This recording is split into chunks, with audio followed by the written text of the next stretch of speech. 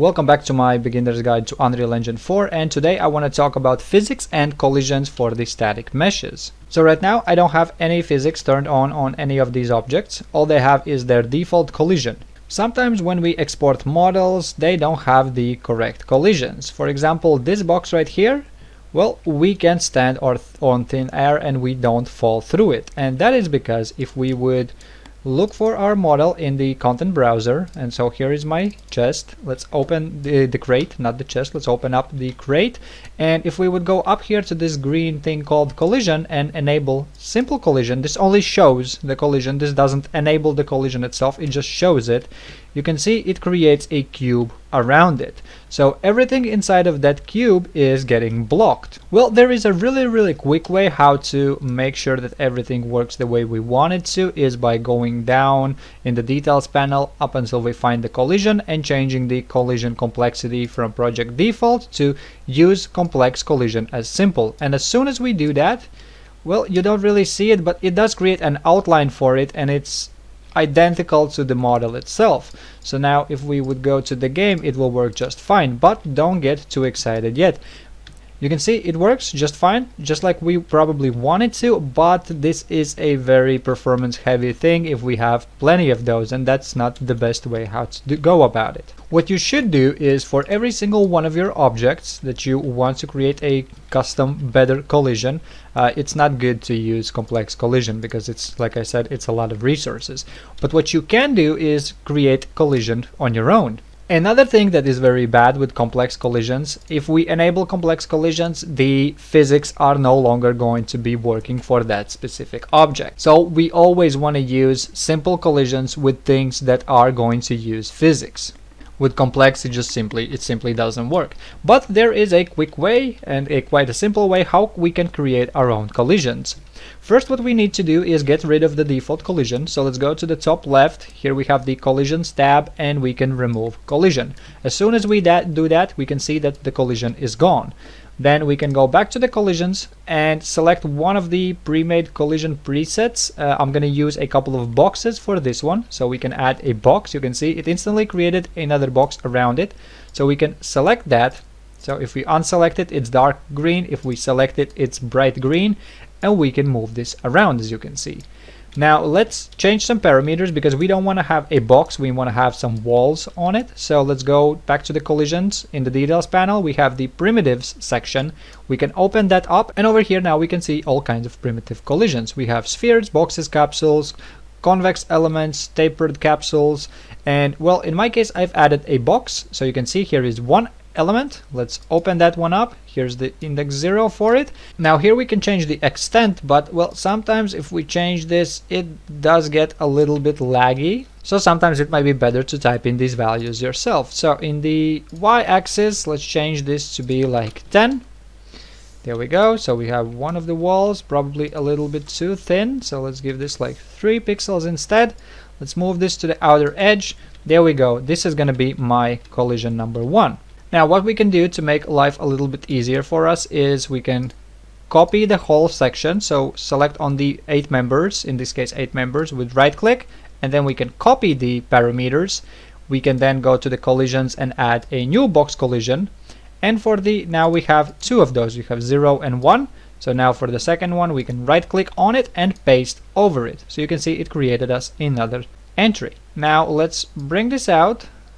And as you can see, as soon as I drag it out, center position, y-axis is getting changed. Sometimes you might select the other one, and that means, well, then the other value is going to change instead of the first one. So make sure you keep tabs on which box you are exactly moving, so you don't get confused in them. Now I've moved the other one out as well.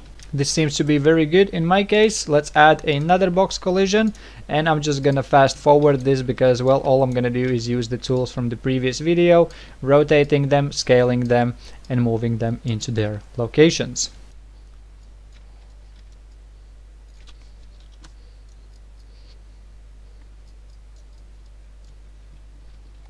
Now let's say we have added some collision boxes that we no longer want, so let's add an extra one for now. Then if you want to get rid of it, find it, select the correct one. So in my case, this is this one. And as long as you have selected that specific one, all you need to do is just press delete, and it instantly removes that single collision box. So I'm going to add another collision box, and I will put that at the very bottom of my crate. There we go. So I have my custom collisions set up for this crate. So now we should be able to enable physics and everything should be working just fine. Now let me show you what happens if we use complex collision and try to enable physics. So first I'm going to open my palette, change its collision complexity from project default to use complex collision as simple, and then to enable the physics, what you want to do is select your object, and in the right side in the details panel you want to scroll down till you see the physics, and you want to check the simulate physics.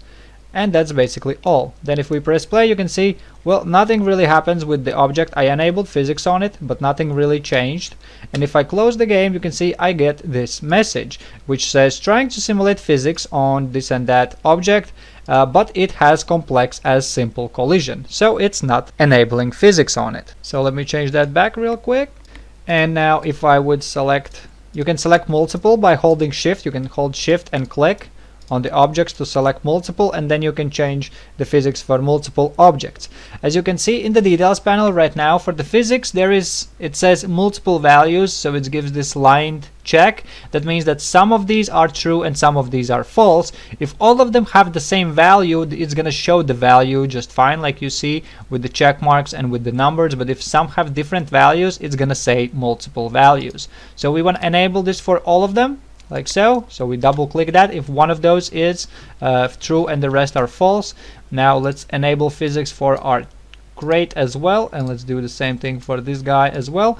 And now if we press play, you can see all the objects just fell on the ground just fine. There we go. Now the next issue is that, well, usually these objects are super lightweight, and this can cause a bunch of issues. As you can see, my character is flicking in all the directions. So now I've added a bunch more and smaller ones to show you some issues. As you can see, once it's super lightweight, you can see my character is twitching in all the directions. It's jumping on its own. It's giving us this weird effect that the character is getting thrown all over the place. As you can see, I got thrown away. And if I walk long enough on it, you can see I got launched from the world. The issue for that is, well, that these objects are super lightweight and physics engine somehow interacts with it very oddly. So what we can do to fix this issue, so I'm gonna select all of my crates for now. You can do this one by one or for all of them at the same time. What we want to do is change the mass and the damping for this object. So in the physics tab, you can see here we have the mass in kilograms. This doesn't really work exactly like it would in real life. So what I usually do is, for most objects, I just put this as 400. You might have to experiment with all of these values because it really depends on the object that you have and how much you want it to be draggable, movable, and etc. For every single thing basically in Unreal Engine, if you hover your mouse over it, it says what exactly it does. So this one is the drag force added to reduce linear movement, and the other one is it reduces the angular movement. So basically how good it slides across the floor and how good it rotates around. So what we want to do is probably boost these values up. So let's give this like 1, and this, let's make this 1 as well. So now if we would give this another go, you can see this is way better. This is way better. The objects are getting moved around, but they are no longer throwing us far away. So this is working way better than it did before. So now let's try the same thing with the bigger objects that are not scaled. So let's give this a mass of 401 and 1 in both of these. These values are a bit extreme, so you might want to play around with these. So now you can see we can throw these around, we can still move them around, but they're no longer giving us the big issues they were giving us previously. Now they are a little bit harder to move, but they still are movable, and everything is working a lot better, I think. Now the last thing that I want to talk about in this video about collisions is collision presets. So if we would select any of our objects, scroll down under the physics, we have a section called collisions. And if we would scroll down in this section, we can find a thing called collision presets. Now, right now, this is set to be physics actor because we enabled physics on this. But if we select any other actor, it will say default. Maybe it will say block all. It depends on the object. So what we can do in this settings panel. So I'm going to select the crate, and if we would open this up, you can see we have a bunch of different options. We can block a lot of things, we can overlap, or simply ignore a lot of things. But to change these, we need to change the preset by itself. We can't use any of the pre-made ones. We should use then custom. So we can change the way how the visibility interacts with it. For the most part, you're not going to see a big difference in that. But one thing that is really interesting is with the camera. If you block things, so let's say we disable physics on this one. And if we walk up to this, you can see it is blocking the camera, so it's not allowing the camera to go through the object, which is for the most part exactly what we want. But if we ignore the camera and try it again, you can see, well, we can look through this.